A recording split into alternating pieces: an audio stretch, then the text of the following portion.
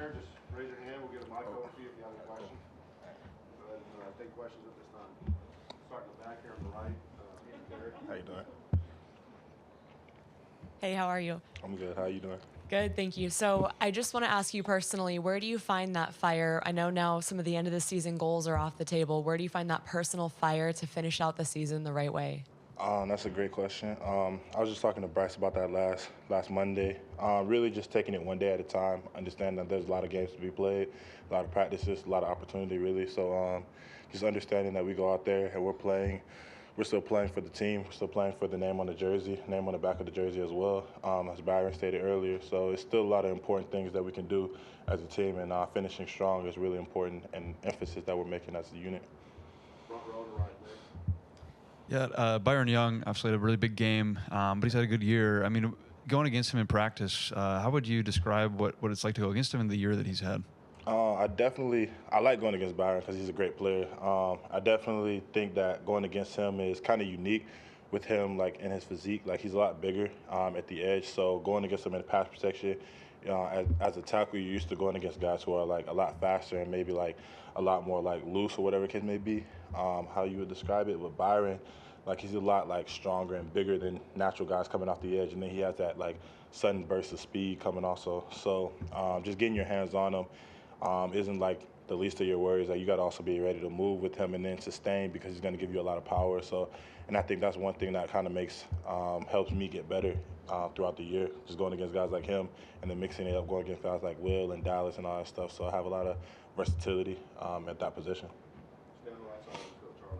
Just what did you think of Emil's block in the game, when he's pulling to the left and hits the DB, and what can a play like that kind of do to kind of give you guys a boost emotionally? That definitely gave us a lot of energy. I knew Emil had the capability of doing that since I met him. Really, we were just talking about that in the hotel Friday night. We were talking about like just plays like that. He said he was watching a lot of Trent Williams videos, just running through guys, and he was telling me, he was like, if I got the chance, like, sure, that's what I'm gonna do.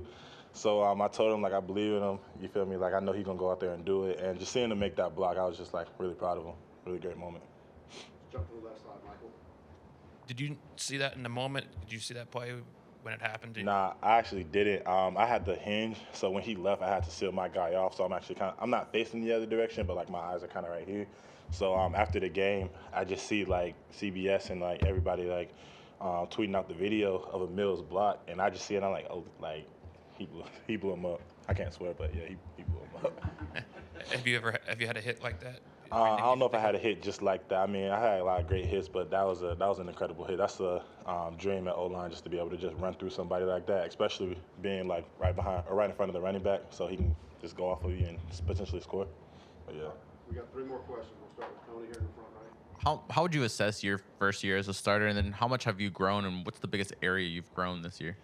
Assessing my first year as a starter, I feel like ultimately I've done a lot of great things, but I feel like I've grown the most as far as my maturity goes, understanding the game. Nothing beats in-game rep. So I mean, as high intensity as practices are, you can't really replicate the game like experience. So, but I think that the one thing that I did improve on, just understanding when you get to the game, you just slow it down a little bit, play loose, and just play how you normally play in practice. Left side, Katie. Coach Saban just talked about carrying over things from the second half of Ole Miss through the rest of the season. What are some things maybe with the offensive line specifically that you think kind of changed in the second half, whether it was run blocking, pass protection, that y'all want to carry for the rest of the year? Just coming out and just playing physical up front and being more consistent in the run game, understanding that if we have a big explosive play, get ready for the next one, and just keep going and stacking plays like that so we can keep the run game consistent and helping out in the pass game as well. Coach Saban talked about Bryce Young's scrambling ability, and I know for the offensive line that tends to put a little bit more on you guys. Just talk to me a little bit about how difficult it is to kind of deal in those situations when, staying on your matchup a little bit longer. Yeah, for sure. So Bryce, obviously, he loves to extend the plays, and scrambling is one way that he does it. At first, you might, when you might come here, you might see it, scrambling might scare you a little bit, but, when you really look at it, kind of gives you, how I see it, gives me a great opportunity to, showcase my pass protection ability, because if he's scrambling around, that means, he's going to hold the ball a little bit longer than most quarterbacks. So if I can hold up in protection longer, then that shows why, you feel me, at our position, why we do what we do and how good we are. And then it just also helps just overall as a play, like he's able to extend plays. That helps our offense just keep going and moving the ball. Figure out one follow-up here, Michael. This will be the last one. On the, how aware are you in that moment of him scrambling around? Is there a inner clock, or how do you know to keep going? Understanding the play, it just depends if the play is meant to be like a quick pass or whatever the case may be, or if the play is meant to like be a longer chunk shot type of play. Understanding that is like the first thing you got to do, and then also just mirroring like the defender. Like if he's looking, like obviously most defenders looking at the quarterback instead of pass rushing. So if he's looking at the quarterback and like he's trying to go inside, he's trying to go outside, then obviously Bryce is probably out there. I wouldn't see a defender like going outside when Bryce is stepping up in the pocket.